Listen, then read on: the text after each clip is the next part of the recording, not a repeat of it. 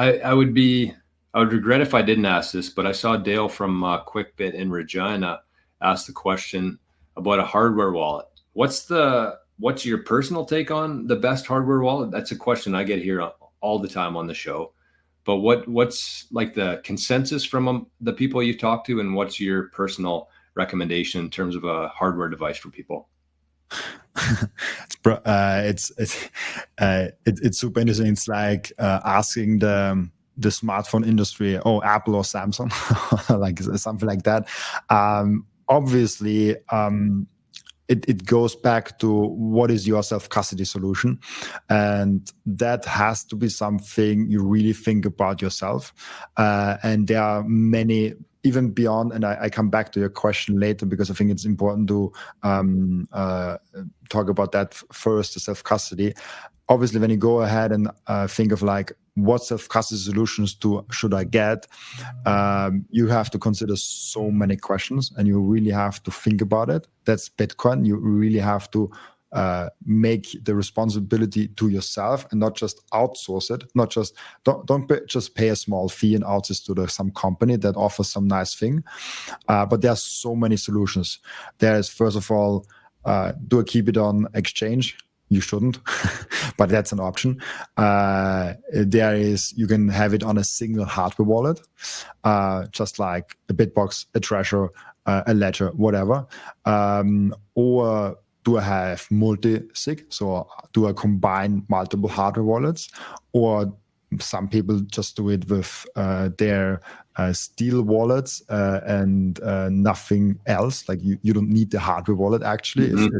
If you're frank with that, but that's also very risky. Then there is collaborative multi-signature, where you have a fifth party, like you have 4 keys and someone is signing the 5th key, or you have 2 keys and someone is signing the 3rd key. I would never go with a solution where you have 1 key and someone else has 2 keys. That's too dangerous for me. Sorry, I just saw the chat and someone wrote Ghostwrite is ChatGPT. I love that. Might be. Sorry, back to the topic. So those are the options that you have.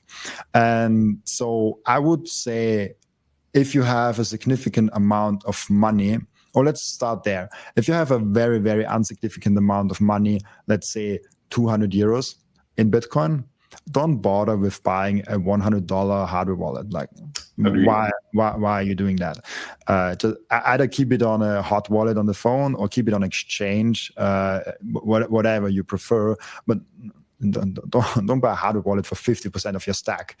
Yeah, exactly. If you have, let's say, over $1,000 in Bitcoin, there's the moment where I would say start thinking about self-custody, start thinking about a single signature. And then if you really go above $10,000, and definitely if you come to the $100,000 mark, so like 1 Bitcoin and above, you don't have, like, if you have 1 Bitcoin or more and you don't have multi-signature, start thinking about it very hard if it's not an option for you. And yeah, if you have in the millions, then maybe multiple custodian solutions would be good, where you have a diversified portfolio of custody solutions. Maybe you have a multi-signature collaborative custody, you have a multi-signature yourself custody solution. There's a lot of advisors that you can buy in that help you along the ways. There's like literally a sea full of advisors. And yeah, so what's the best hardware wallet? I'm biased. I'm sponsored by Bitbox.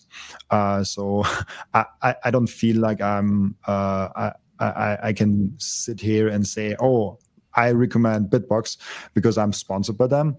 But I only got into sponsoring because I used it myself. So that's my personal choice. But Treasure, for example, is a hardware wallet that has been battle tested the most. Has the longest history also. It's a great hardware wallet also.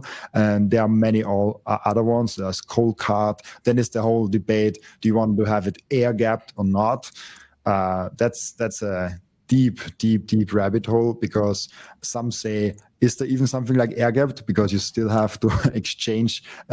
Still on the SD card. Yeah. So that's still information from your computer to the hardware wallet. But obviously it's better than having the USB cable for a longer time in there. So there is so many questions and so many things in consideration of that. To answer your very simple question with a very long and complicated answer to that, go ahead and research and don't believe anyone. So there's so many people out there, and if you really research a lot, you have kind of this common sense of like, oh, this is something everyone says, or that is like that, and really just try it out. And what I also want to push everyone to do, if you have a custody solution and you decided on something, try out all the emergency things. Can you actually retrieve your hardware wallet with your backup? Can you do that? What if you have, for example, an advisor? What if your advisor is not available anymore?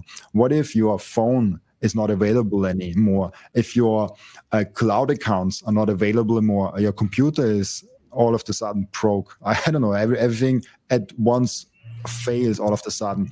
So how do you deal with those things, and can you actually retrieve your Bitcoin? So think about all the scenarios, and there is no solution that is 100% perfect. I worked before, now I'm fully in Bitcoin. I work only in Bitcoin, but before I actually worked in IT security. So I know firsthand, not one solution is perfectly safe. There will always be a small attack vector that there's trade-offs, right, with everything. Exactly. There's always a trade-off between because you can have like a multi-continental self-custody solution where there is in America a signing device, there is in Europe a signing device, there's in China a signing device, and you have like 7 continents, and you have like, I don't know, 5 out of 7 multi-sig custody solution. But how the hell are you signing transactions when you actually have to sign a transaction pretty fast? Do you have then friends there? Do you have to travel to all those countries? So there's a lot of questions involved with that. That's how there's not a if someone gives you a simple answer to that question, he might not tell the full story. I think that's a perfect answer, and I try to kind of go through that in my own show every day when people are asking, like Coldcard, Jade, Trezor. It's like everybody's different based on where they are, based on how much they have, based on their knowledge. There's so many factors involved there, and I think you hit it perfectly and said that you really have to look inside and figure that out yourself. And the web of trust, I think, has been a very big thing for me in Bitcoin, in terms of I'll watch somebody, and if I like the vibe, if I trust them, it'll lead me somewhere else. And that's kind of my web of trust. And if they're all talking about the same thing, the people that I trust, then it's probably something I should be either looking into, or, I can put a little bit of inherent trust, even though I'd like to verify myself.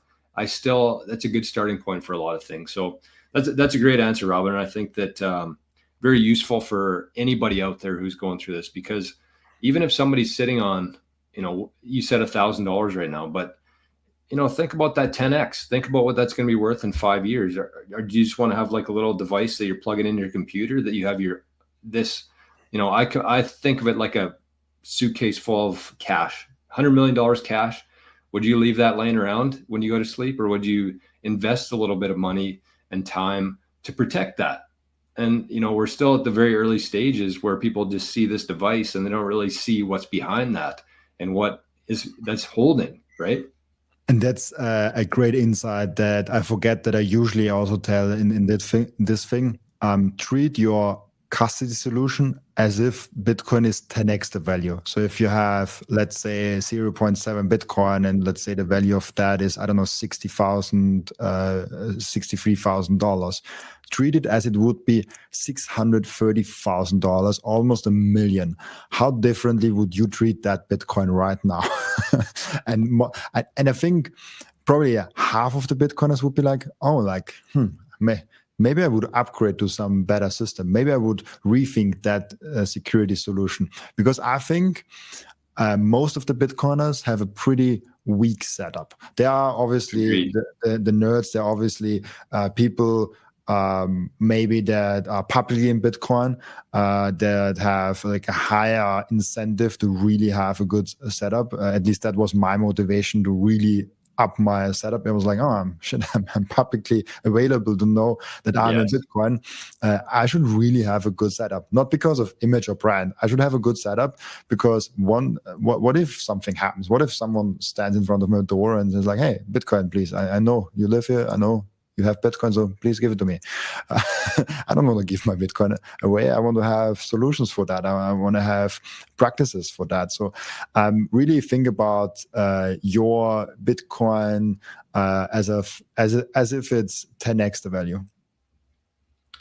Yeah, and I think that just going back to, you know, having that target on your back and having that kind of surrounding there, I think that the one thing I always say is protect it like a bank.